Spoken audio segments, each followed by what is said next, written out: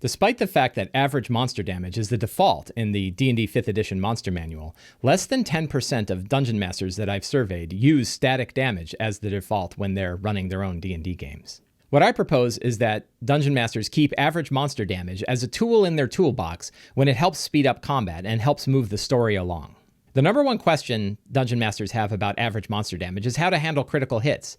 And luckily, the Dungeon Master's Guide gives us the answer. On page 249, it describes exactly what you're supposed to do when you're using average monster damage and they roll a critical hit. When the monster scores a critical hit, roll all the damage dice associated with the hit and add them to the average damage.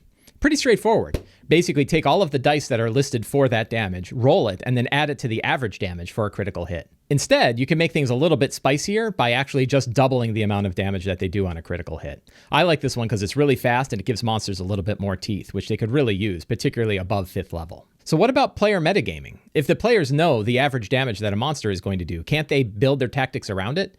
Well, they can, and it actually could be an interesting decision for them to make on their part. If they know how much damage a monster is going to do on a hit, and they can build around that for their tactics, I think that's a valid strategy.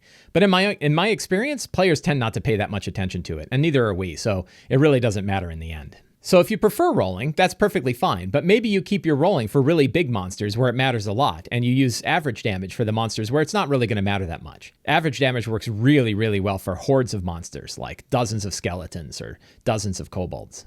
So some DMs think, well, I'm rolling my attacks and damage together, so it's basically just as fast. And that's kind of true. It definitely speeds it up a little bit, but you're still doing all that math. Now, maybe the math isn't hard if it's 1 die or 2 die, but if you're rolling 4 dice together, it's definitely faster to just look at the average monster damage and use that instead. Now, if you're using an online dice roller like the Combat Tracker in D&D Beyond or Roll20, you probably don't need to use average damage then because it really is just as fast for the computer to add everything together and tell you how much damage it did. So in that case, it definitely makes sense to use an online roller instead of using the average damage. But if you're rolling dice at your table, it's almost certainly faster to use average damage than it is to roll damage dice. So even if it's not your bag, I do recommend keeping this trick in your toolbox. There are definitely circumstances where switching to average damage isn't going to change your game and is definitely going to speed things up. Now, if you're like me, you actually use average damage as the default and only switch over to rolling dice when it's really going to matter for the game. I hope you enjoyed this video. If you did, you can help me out in 4 different ways. First, you can subscribe to the Sly Flourish newsletter. Second, you can subscribe to me on YouTube. Third, you can help support me directly on Patreon by going to patreon.com/slyflourish and signing up. And fourth, you can pick up my books Return of the Lazy Dungeon Master and the Lazy DM's Toolkit. Thank you very much and have a great day.